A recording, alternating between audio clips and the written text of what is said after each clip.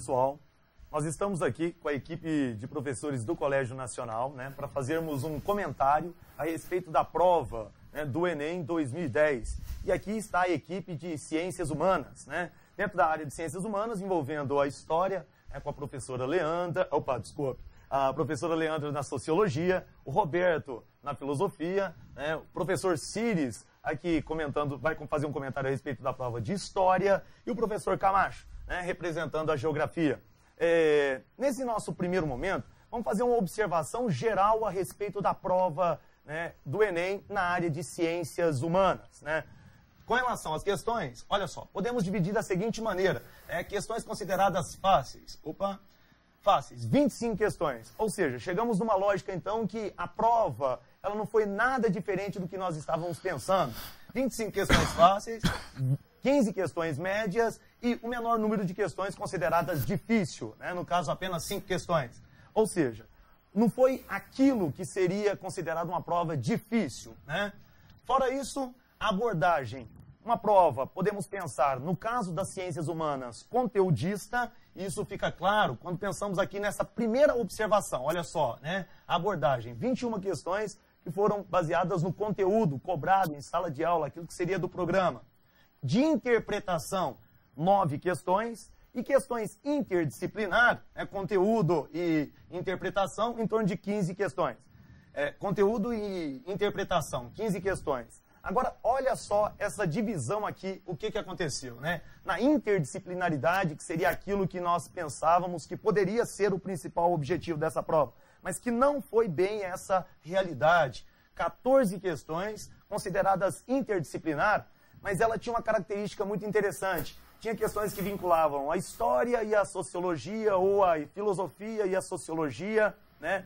A geografia, no caso da geografia, foi muito mais específica. Então, a maioria das questões, elas não foram interdisciplinares. Então, bate o olho na prova, vê a questão e fala, não, essa daqui era uma questão da geografia, essa questão é da história. Raríssimas foram as questões que você conseguia enxergar abrangendo mais de um conteúdo, mais de uma disciplina, né? Com isso, então, vamos lá para a primeira observação a respeito, né, dessa prova com o professor Roberto, né, que vai fazer um comentário aí. Bem, amigos, ficamos satisfeitos com a prova das Ciências Humanas. Nós tivemos, sim, a filosofia colocada nessa prova. Inclusive, nós vamos colocar aqui, vou pedir, por favor, uma imagem do saudoso Quino, né, a Mafalda do saudoso Quino, que deixa saudade porque ela tem esse tom bastante crítico, sobretudo a época da ditadura militar, e foi uma questão muito interessante porque envolve pensamento político, envolve o conceito de democracia, né? Então você vê ali a Mafalda, viemos nos vacinar contra o despotismo. Esse foi um trabalho que a gente realizou com os nossos alunos, mostrando, né, o despotismo, o Estado autoritário e a democracia, o demos kratos, a autoridade do povo. Então foi uma questão interessante que aborda, que faz então esse paralelo, essa distinção, não é? Principalmente trabalhando essa ideia do poder democrático, ou seja, do poder popular, da soberania popular, que é o conceito da democracia. E nós tivemos também questões de ética, sempre abordando a ética junto à política, a ação política, aquela ideia da necessidade de se ocupar da coisa pública, de buscar o bem comum.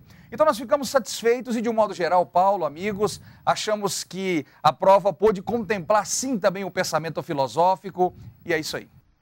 Isso aí, né? Então, uma prova considerada do ponto de vista, conteúdos abordados aqui no Conteúdos Colégio Nacional, abordados, coisa tranquila, conteúdos para os nossos abordados, alunos, principalmente essa área que eu achei interessante, que envolve política e ética. Então, acho que valeu a pena, sim. Foi muito boa a prova. Interessante. Baseado nisso, então, vamos lá por um comentário, né, com a prova de Sociologia com a professora Leandra. Bem, a prova de Sociologia, ela correspondeu também às nossas expectativas, uma vez que nós já tínhamos a ideia, né, de que a Sociologia clássica não seria contemplada, mas aquilo que nós chamamos de Sociologia temática, cultura, política, movimentos sociais, as questões de trabalho. E apesar das questões como um todo da sociologia também ter uma interface muito grande com a história e com a geografia, nós entendemos que a sociologia foi contemplada e o domínio dos conceitos sociológicos são fundamentais para que o aluno chegue com muito mais segurança nas respostas que a prova exige. Então, de uma forma geral, acho que foi aí uma boa prova, que contemplou, de certa forma, as nossas expectativas, sim. Foi interessante, né? Numa questão, por exemplo, envolvendo temas como a questão indígena, que hoje, na última prova também, houve alguma coisa a respeito, estava presente, agora veio esse comentário novamente falando, né? Ou seja, cobrando um pouco da história do Brasil, de uma forma geral, e principalmente dos povos. Características dos povos indígenas, que inclusive não é um foco que nós atribuímos muitas vezes no vestibular nosso regional da UFO, mas a necessidade que nós temos, que percebemos que para a próxima prova precisamos enfatizar muito mais esses tópicos indígenas mesmo. Okay? Pessoal, nós vamos fechar num bloco agora, né, esse bloco, e retornaremos num outro, né, comentando um pouco sobre a prova de Geografia e História.